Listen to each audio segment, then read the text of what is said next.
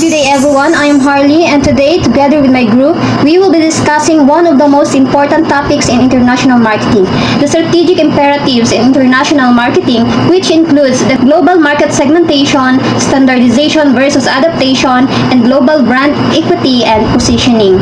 Before we dive into strategies, let me explain first what International Marketing Strategy or IMS means.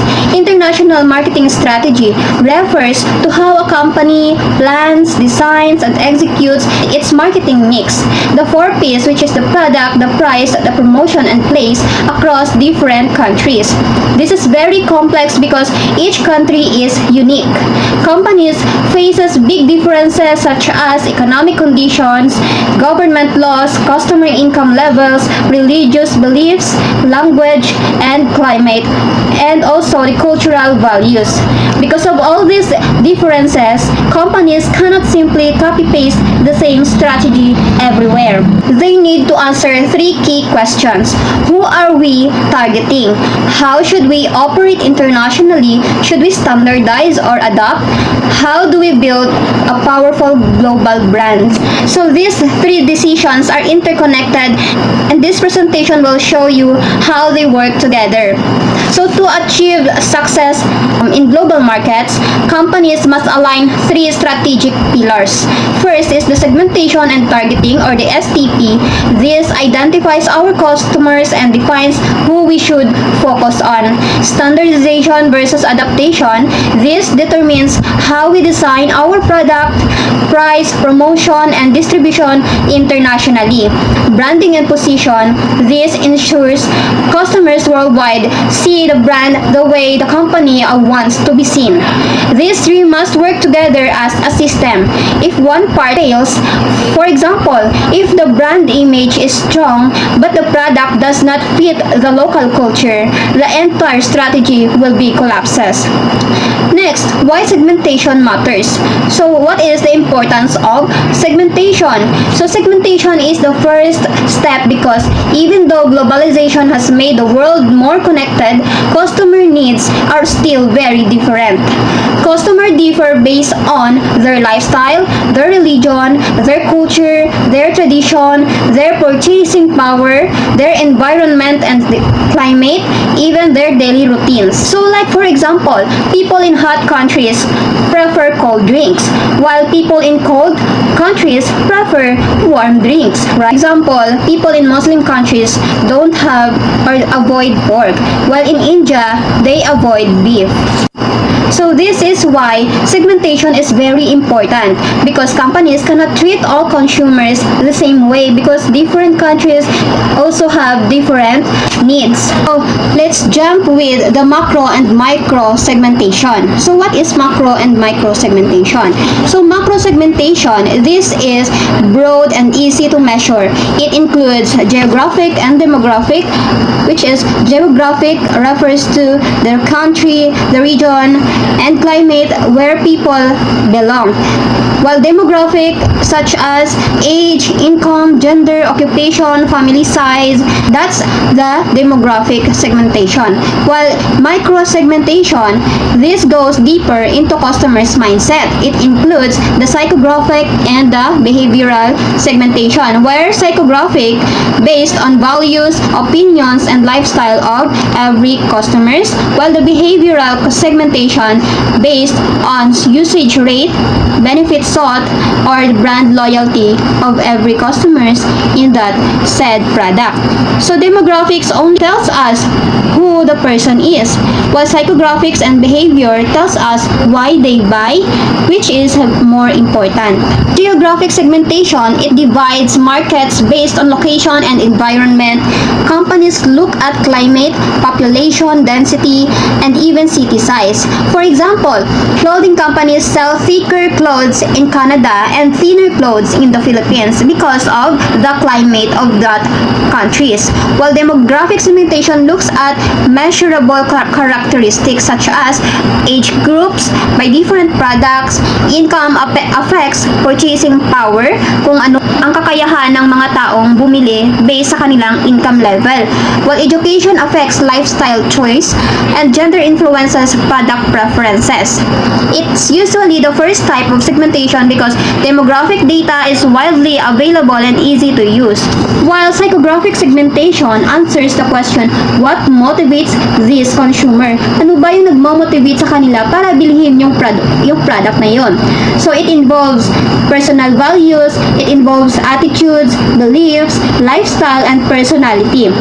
Like for example, si Nike. Si Nike, tinatarget niya itong mga tao with a growth mindset. People who value fitness, strength, and improvement, also values sports and active lifestyle. So si behavioral segmentation naman, they looks at how often customers buy. Kung gaano ba kadalas bumibili si customers. When they buy, kung kailan sila bumibili. Why they buy, kung bakit ba sila bumibili ng mga produkto na yan. What benefits they want. And their loyalty levels, kung gaano sila ka-loyal sa mga produkto o sa brand na ino-offer sa kanila. Another example is, a clear example of for segmentation is McDonald's in India. Demographic data might show high population and growing middle class, but the deeper behavioral insight is most Indian do not eat beef. Wala sila gakaon sang baka, sang karne sang baka due to religious beliefs. If McDonald's use standardization, beef burgers, or which is the beef burgers, the strategy would fail kasi nga hindi tugma sa kanilang paniniwala sa lugar na yon, which is sa India. Kasi hindi nga sila kumakain ng karne ng baka because of their religious beliefs. Kaya kapag ginamitan ng McDonald's ng standardization o which is kung ano yung ino-offer nila sa isang country, ganun din yung ino-offer nila sa ibang country. So magkakaroon sila ng failure. So instead of standardization, they adapt by offering Makalu Tiki, which is the Makalu Tiki, amo ni siya ang alternative sa beef burger dito sa India, which is made of potato burger ni siya, Makalu Tiki, and other products na tugma sa kanilang mga kultura, beliefs, and lifestyle sa India. So this means that hindi lahat ng countries ay pare-pareho ng kultura at pare-pareho ng kailangan or needs. And this is how that segmentation must include religion, culture, and deep behavior, not just income or age. We will now proceed to the 5 criteria for target selection. To decide which segment is worth targeting, companies use these 5 criteria. The size, first one, it is the big enough to be profitable. Measurable difference, are the segments clearly different? Profitability, will the revenue be bigger than adaptation cost? For accessibility, can the company reach these customers? For the 5 is distinct benefits. Does the segment want something unique? If a segment doesn't meet this criteria, it is not worth entering. Targeting approaches. These are the 3 different ways to target markets. Undifferentiated or mass marketing. One product for all customers worldwide. No customization. Example is Apple iPhones looks the same everywhere. For the differentiated segmented marketing, different products for different groups. Example, Toyota has economy models and luxury models. And for the concentrated niche marketing, focuses on a very small specific group. Example, Rolex can only target wealthy luxury buyers. And for the digital impact on STP, the rise of digital impact changed everything. Targeting specific group is now cheaper and more accurate using Facebook ads, Google ads, Instagram targeting, YouTube categories, and website cookies. This means that small niche markets can only be profitable because digital targeting reduces cost and increases precision. For standardization versus adaptation. Now, let's move to the second major section, standardization and adaptation. These strategies answers the question, should the company use the same marketing mix worldwide tailor or customize it per country. On the detailed explanation for standardization, standardization means keeping the company mix the same in all countries. Why? Companies choose this, it reduces production costs. Second is creates a consistent global brand image. It simplifies training and operations. It speeds up global expansion. But the downside is, it may not fit to cultural preferences, it may cause product rejection, it ignores unique customers' needs. A good example is Apple, which keeps the design, packaging, and advertising very uniform everywhere. Next, adaptation. Adaptation means changing the market mix to match the local environment. Reasons to adapt: cultural needs, religious restriction, different taste preference, different income levels, different regulation, different climates, different customer expectation. And for the advantages, higher customer satisfaction, better cultural fit, higher local relevance. And for the disadvantage, expensive, more complex operation, branding become harder to control. Example, KFC China offers congee, rice meals, and Chinese-style chicken. When deciding between standardizing or adapting, companies analyze each of the 4 P's. First, the product. Food and fashion adapt more, technology standardize more, and the price usually adapt because countries have different incomes level. Next is the place distribution. Distribution system differ greatly. Amazon uses locally delivery partner worldwide. For the promotion, this is the most adapted because of the language and culture symbol. A mistranslated slogan can ruin a brand's reputation. For example, HSBC message assume nothing can translate as do nothing. Ford's aide in Belgium said, every car has a high quality corpse instead of high quality body. These mistakes show why promotion must be customized. The best strategy is localization, which means think globally, act locally. The company keeps its global identity but adjusts little to fit local markets.